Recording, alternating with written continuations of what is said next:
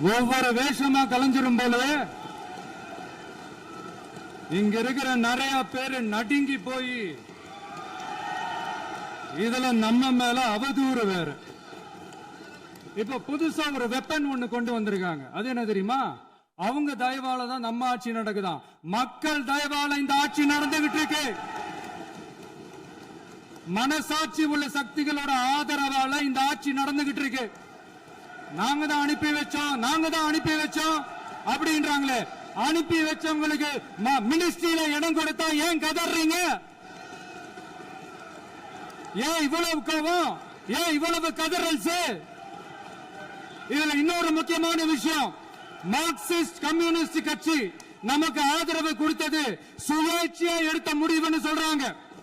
அதே மாதிரி இந்திய கம்யூனிஸ்ட் கட்சி நமக்கு ஆதரவு கொடுத்தது சுயேட்சையா எடுத்த முடிவுன்னு சொல்றாங்க.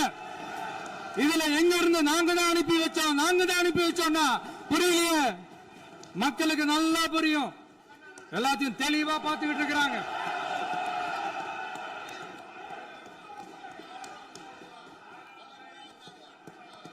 முதலமைச்சர் கண்டினியூ பண்ணலாம். மாண்பு முதலமைச்சர்